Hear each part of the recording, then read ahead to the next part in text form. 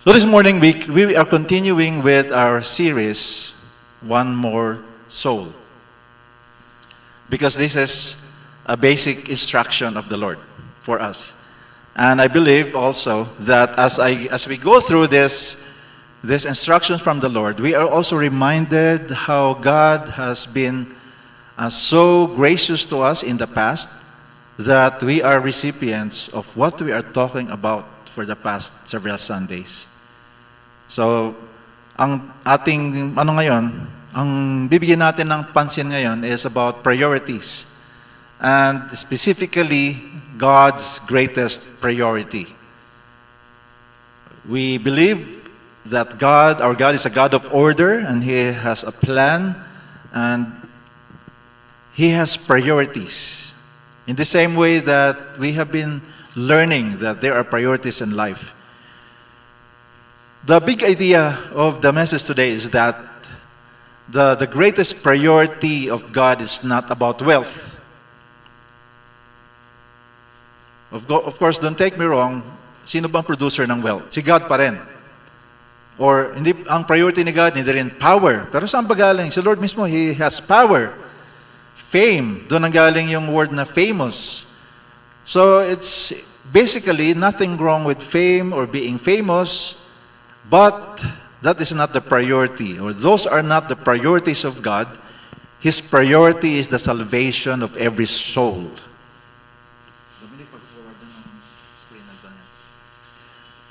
And that is what we are going to talk about for several minutes this morning, especially with all the noise in the world today.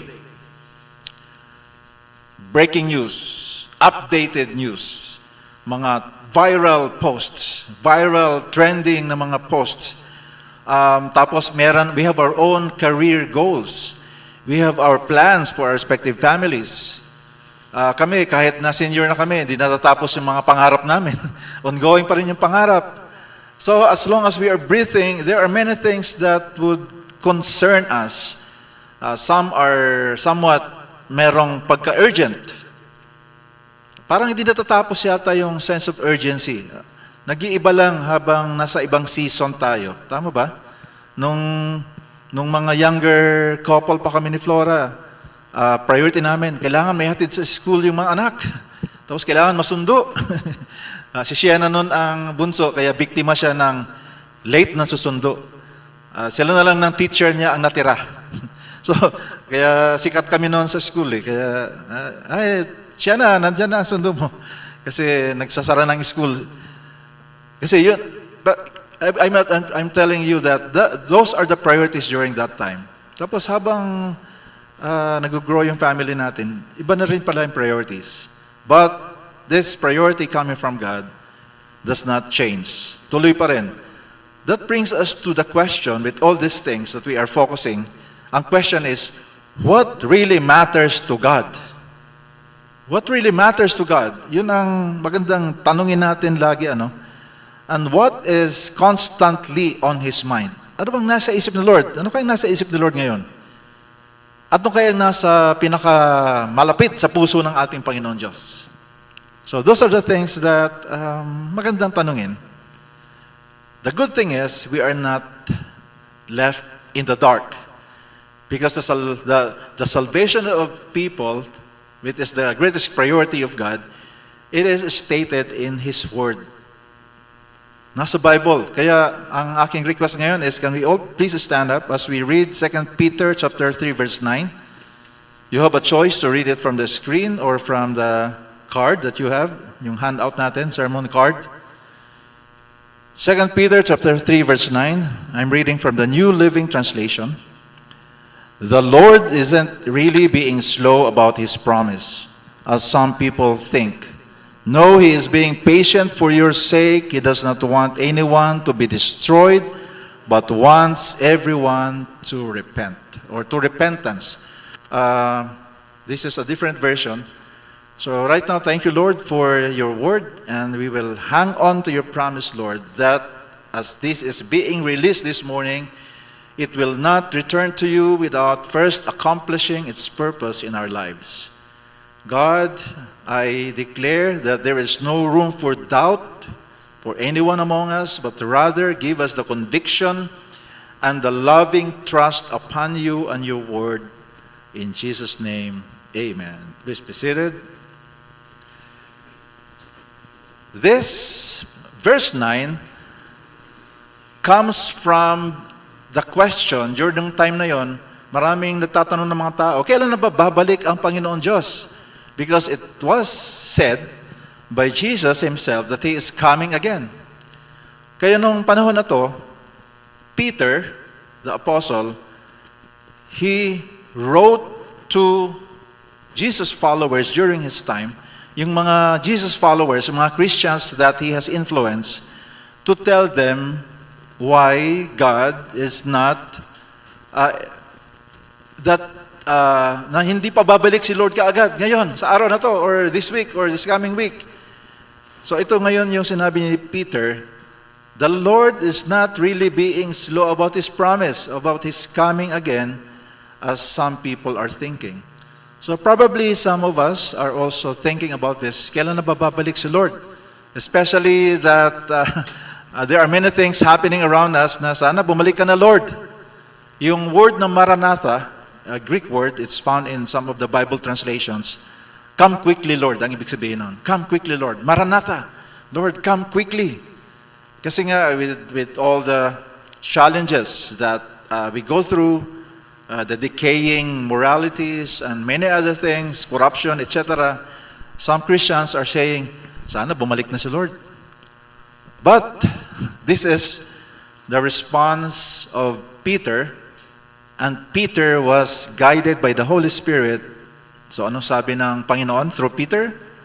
The Lord is not really being slow, but He is patient for the sake of humanity. Because God does not want anyone to be destroyed, but wants everyone to change the way they think about God. So this verse is very powerful. If we really embrace this and allow this to sink into our lives, we can see kasama tayo dun sa naging beneficiary ng patience ng Panginoon. Basically, by nature, human beings are stubborn. Do you agree? Do you agree? May pagka-stubborn tayo eh. Ano tayo? Bawat isa sa atin, I think, kahit anong personality natin, lahat tayo mayroong tendency na maging know-it-all. Alam ko na yan. Alam ko yan. Hindi nga, iba-iba lang ang style natin. Ang iba mas loud, ang iba tahimik lang pero ganun din. Ako, tahimik lang ako ganun din pero mayabang din ako. Mayaing bastos din.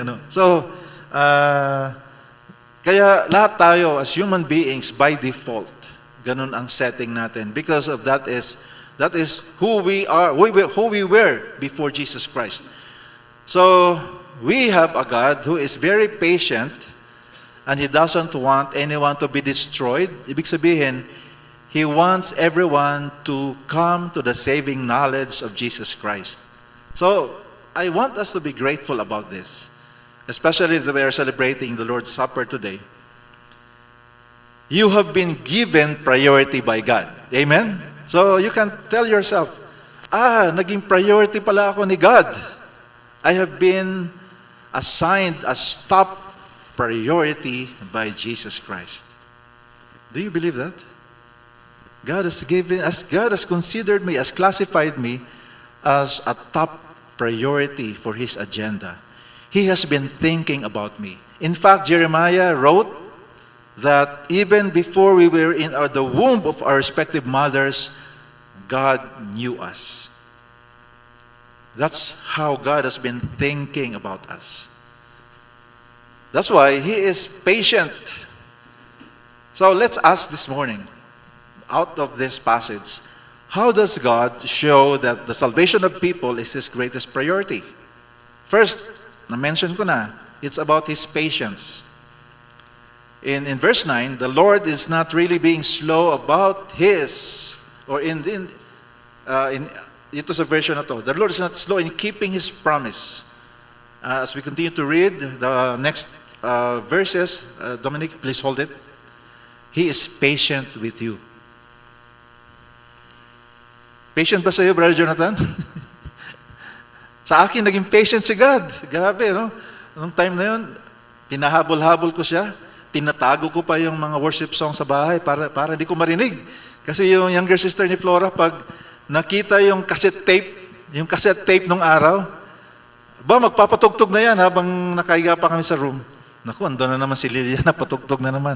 Ang nangyayari, naiinis ako kasi nare-remind ako na kailangan ko si God. Nung time na yon, ayaw ko pa si God kasi gusto ko ako may control sa buhay ko. Kaya ang ginagawa ko, nilalagay ko yun sa doon sa dulo. Hindi na naabutan. Ay, naabutan na ba yan, Lynn? Nung allergic pa ako kay God, naabutan yata yun ni Lynn Ni Lynn, na allergic pa ako kay Lord.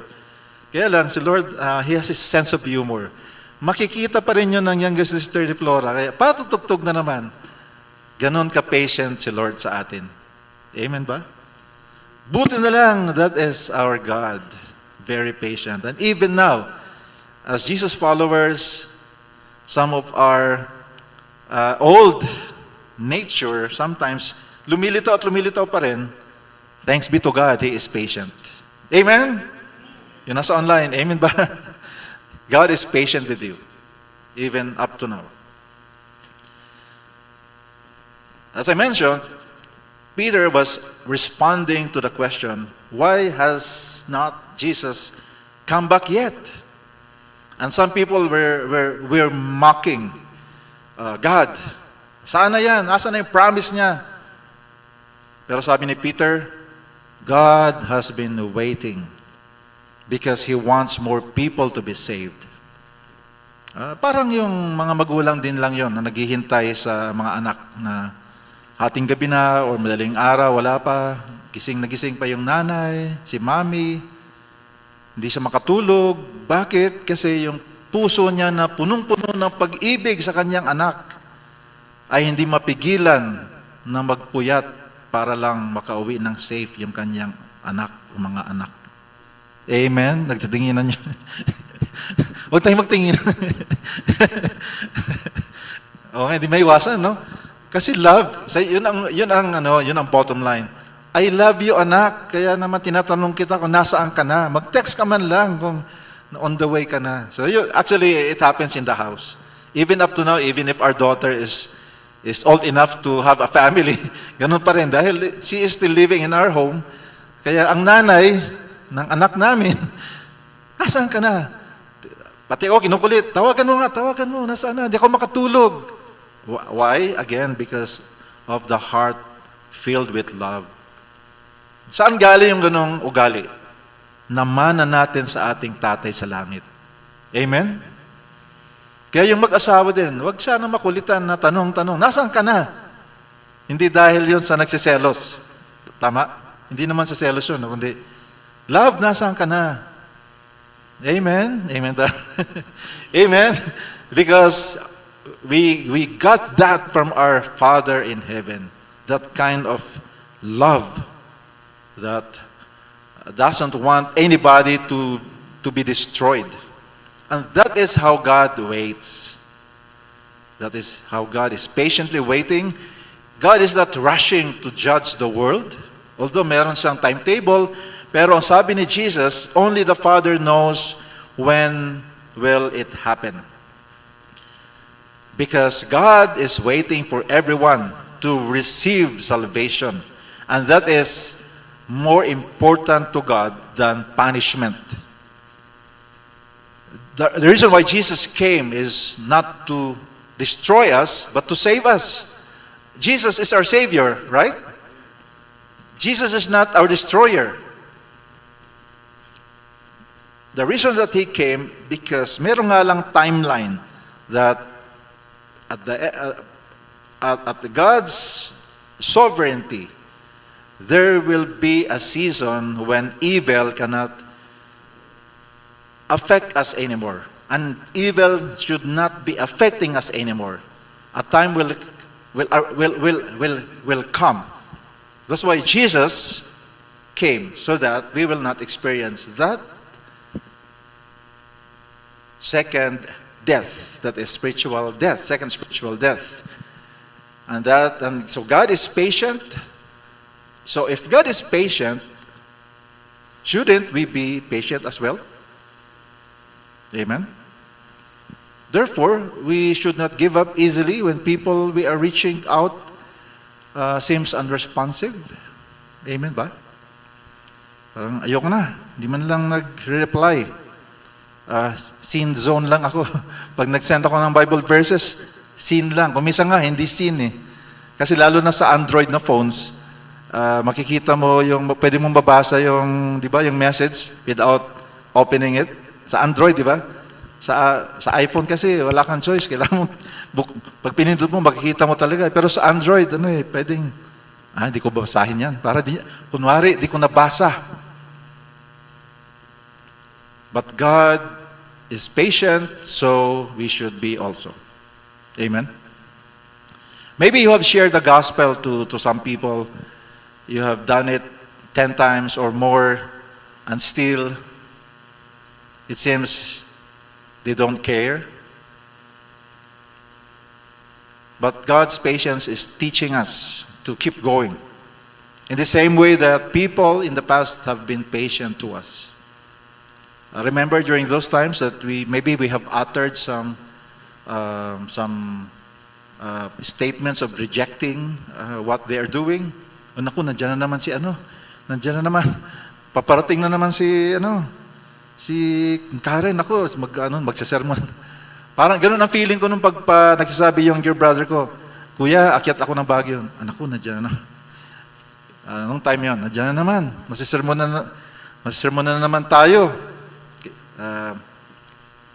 Pero, thanks be to God for His patience that is continually teaching us to be patient as well to others.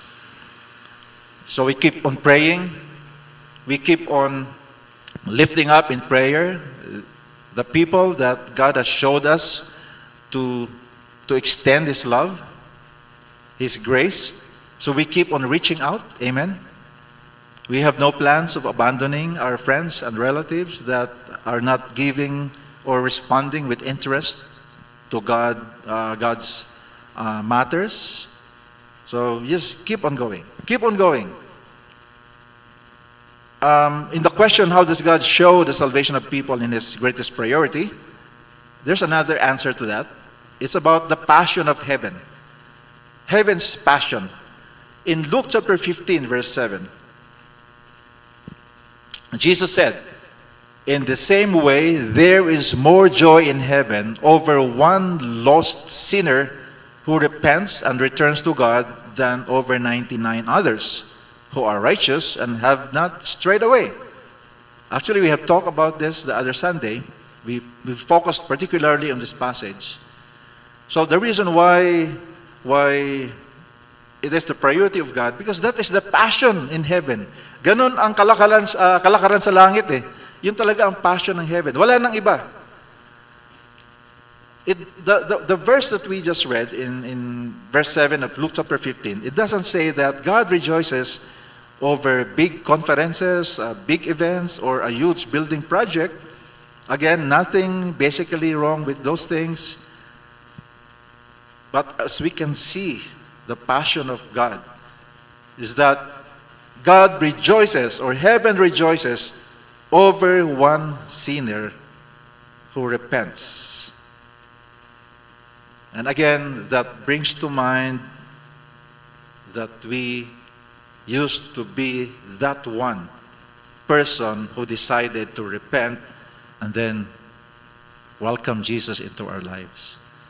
Kaya gusto ko lang ipaalala din sa atin, as we are going through this, reminding us of our mandate, at the same time, we have to remember also, to recall that during that day, do you still remember anong araw yon when you prayed, Jesus, I welcome you into my life, I receive you as my Lord and Savior, or something similar to that, not exactly those words, but something similar. Do you still remember kung kailan yun nangyari? Ngayon, sa families na yung mga anak lumaki na nasa church, sometimes you cannot really pinpoint, ano nga bang araw yon?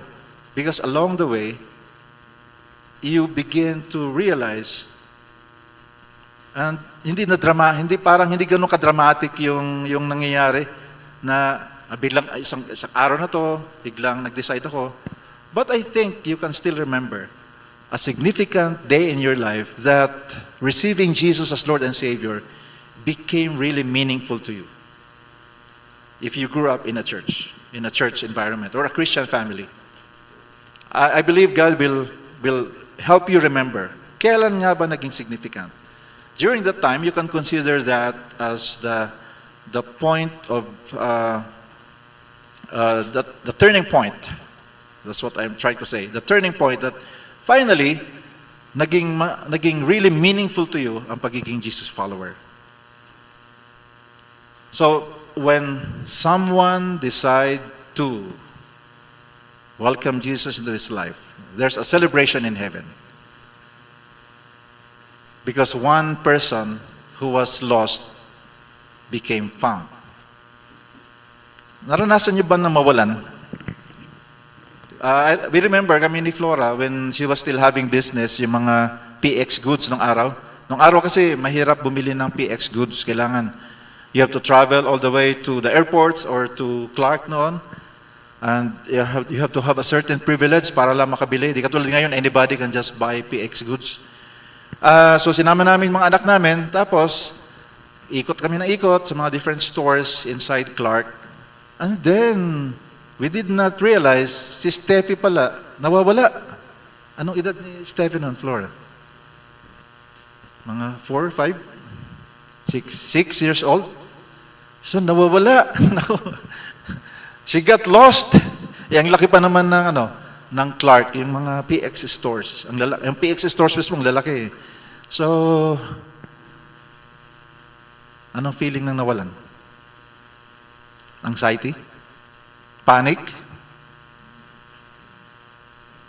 Hahanapin? Yun si God. Hindi siya mapalagay na tayo ay nawala noon. At ganun din yung pinapaalala niya sa atin. Na we should not stop having the same passion as heaven because that is God's priority. People who are lost, meaning people who are not in Christ. At ikaw, baka mabitin kayo. Anong nangyari? Si Steffi pumunta sa reception desk, and then pina-announce niya, nandito po yung anak niyo. Nandito po, kunin niyo po ako dito sa reception. So,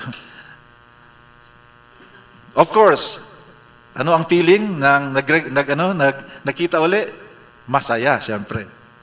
Ganon din si God. When someone who was lost welcomes Jesus into his life or her life, there is so much rejoicing in heaven. Much more pa nung ating naranasan dito. So therefore, we cannot say, kasi katulad noon, di naman sinabi namin na, ay nawala si Steffi, hayaan mo, may set naman tayo at siya na. Hindi ganun, no? Okay lang yun, sige, okay na. Hindi namin naisip ni Flora yun eh, na, di ba, may set at siya na naman tayo, okay na.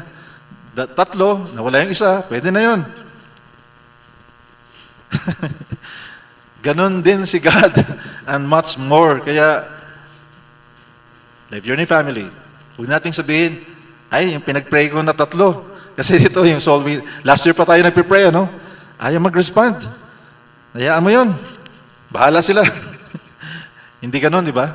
Kasi hindi yun ang passion ng Panginoon Diyos. So, kung kailangan natin ipag-pray ng 1 taon, 3 taon, merong stories na after 25 years, finally, yung taong pinagpipray niya, finally decided to receive Jesus Christ as Lord and Savior. In my case na lang dito, huwag na tayong lumayo. Remember, Brother Jonathan, the first time that you joined Flora and I in the Bless Our Cups conference, may sumamang 4 na pulis, di ba? Yung 2 pulis doon, kahit na marinig nila to, yun naman ang kwento nila. Yung 2 doon, ang kanilang, talaga noon, pupunta sila sa conference, tapos mag-golf. Mag-play ng golf. Alam niyo yun? Kinukwento rin nila ngayon yun. Para magkaroon ng golf. Pero, para sa akin, importante na makarating sila doon para marinig nila ang salita ng Diyos. So after some time, this one officer, wala na dito sa Baguio, di na siya naka-assign. Nagkita kami uli.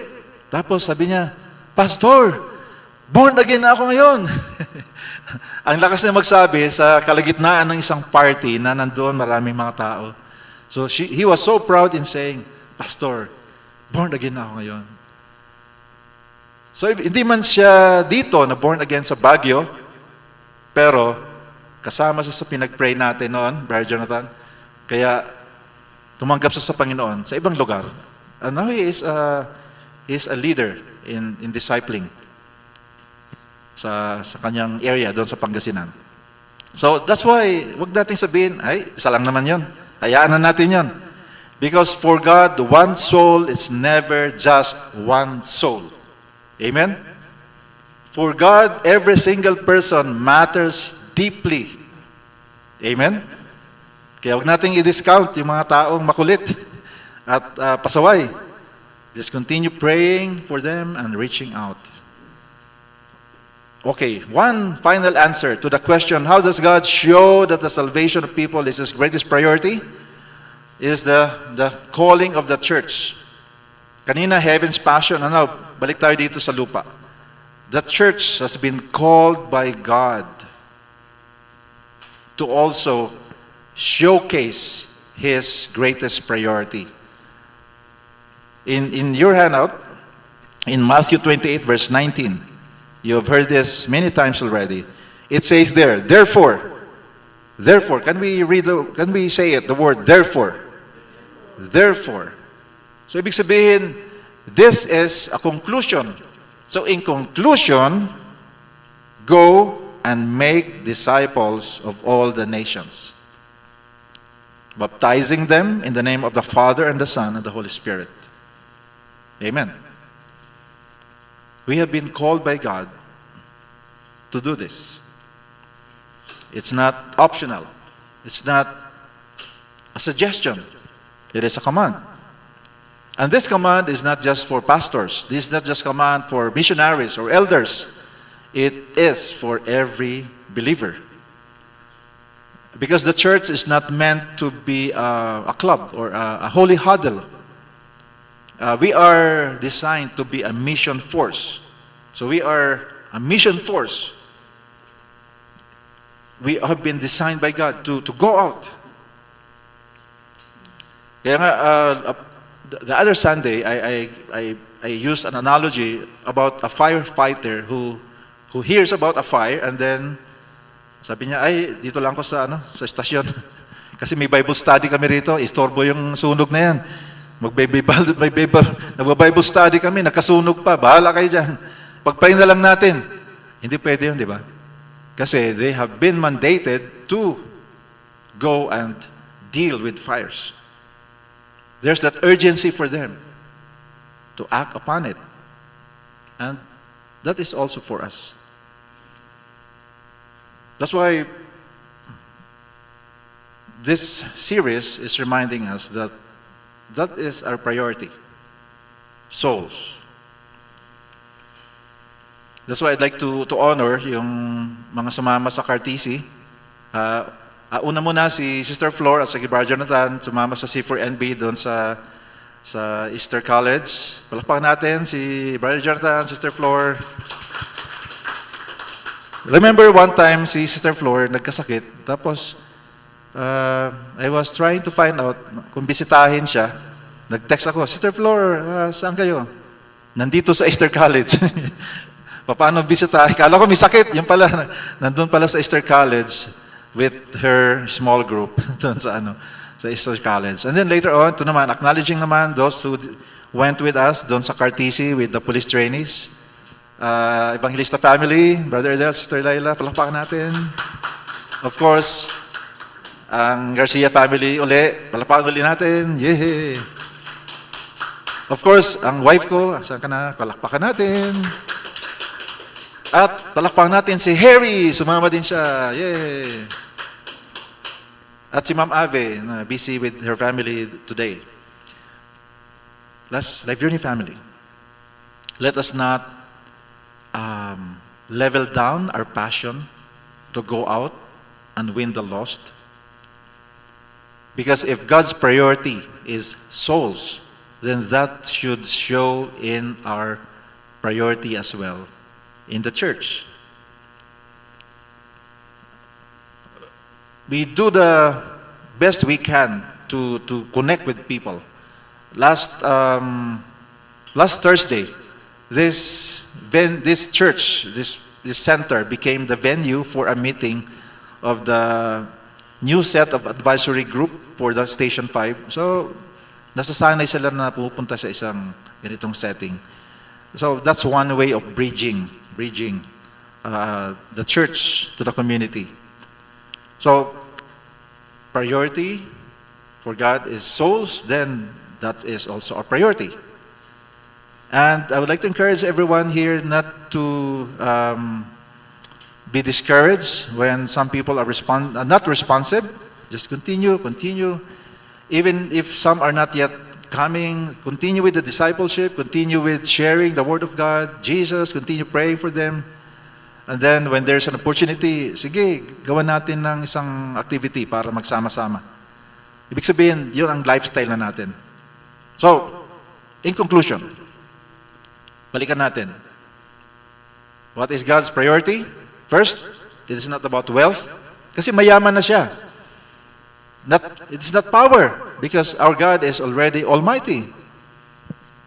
It is not fame or being famous, because God has nothing to prove. So, LGSC family, what matters to God the most is the salvation of a single soul. So the call to action for us is, if that is the heartbeat of God, then it must become our heartbeat as well. I'm not apologizing. Sabihin nyo, si Pastor, ang kulit. Kasi we are declaring to the heavenlies. We are declaring to the spiritual realm so that it will happen. It will happen that we can see this church really going after souls. I'm not saying that you are not doing anything. The reason why we are doing this is for us to broadcast to the heavenlies that this is the church, Life Journey Church, is following God's mandate. And I believe that a time of harvest will come. Amen? So we are preparing, we are doing the things that God wants us to do, and let us just prepare when the harvest will come. So let us continue beating with the heartbeat of God. So as you can see in the Soul Winners Challenge, you pray for people, at least 3 people. Pero wag naman, if you are led to pray for more than 3, then just go ahead. And then intentionally plan a gospel conversation. Kahit na maiksi lang. That's the reason why I produced this. So, ganito ang paggamit nito. Pagkausap mo yung mahal mo sa buhay na wala pa sa Panginoon, nakaganon. Kasi, ang maganda sana, bago ka makipagkwentuhan, you have already mastered yung guide na nandito sa likod. So, pag nag-uusap kayo, nakikita mo to, friend, tapos, kabisado mo na yung picture na to. So, nandito, may guide ka pa rin sa likod, nandito. Kaya dito, number 1, show the image first. And then you ask, friend, can I show you something simple but life-changing? So, of course, yes. Ano yun, friend? So, ito, pakita mo na. Tapos, just follow the guide here. You can tweak it along the way. You can customize it according to your personality. And this is going to be helpful. God will bless you. Kabisaduhin nyo lang. Meron dito instructions 1 to 10. Kaya, let's use this, mga kapatid. So, let us make God's priority our priority. Amen? So later on, if you want more copies of this, actually, if you are being led by the Lord, pwedeng iwanan mo na to. After na nag-sharing kayo, by the way, sa'yo na to. Kasi para ma-remind siya nito. Nandito. Kaya, Kaya ano to, ang tawag one verse para hindi complicated sa pag-share. Kasi kung minsan maraming verses, nothing wrong. Pero ito, good for us kasi hindi kailangan mag-memorize ng marami. Isa lang, Romans lang. Ito lang, Romans 6:23. Kasi yung ibang presentation, ang haba, may Revelation 3:20, may John, 1 John, ano pa, may Ephesians 2 verses 8 to 9. Nothing wrong with those. So pwedeng gamitin lang yun on a later date. Or if you are being led by the Lord during that time, then go ahead. Pero ito, this can simplify the way we share the gospel. Amen? So praise God for this, that we can use. And last na, guidelines sa call to action, don't be afraid. Because you are not just talking. You are echoing the very priority of God. You are living out, you're being an ambassador of Christ. So you are not representing yourself. You are not representing Life Journey. You are as a spokesperson of the Savior Jesus Christ. So therefore, ano ang promise ng Panginoon Diyos sa Matthew 28:19? Lo and behold, I will be with you until the end. So when we do God's instructions, God will be with you. That is a wonderful assurance. So therefore, don't be afraid. Just be the messenger that God wanted you to be. Amen? Amen? Amen. So that's what we do sa Cartesi, sa mga criminology students. We share the gospel in a creative manner. So, again, Life Journey family, on-site, online, let us make God's priority our priority. One more soul, one more step, and one great celebration in heaven. Amen? Let's all stand up as we pray.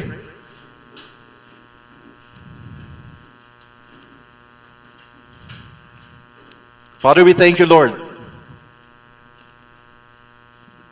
that we are beneficiaries of making us your priority. The reason we can worship you, the reason we can understand your word, the reason why we have learned to fall in love with you as well, and we are learning to navigate our lives with your word as our light. We worship you. We honor you, Lord God, for sending people in the past into our lives, to our respective lives. Thank you for using them, O God, for us to receive the revelation that you are the Christ, the Son of the living God. And so this morning, Lord, help us and cause us, Lord, to continue to praise you, to lift up your name in celebration, Lord God, for your kindness towards us. Amen. Amen.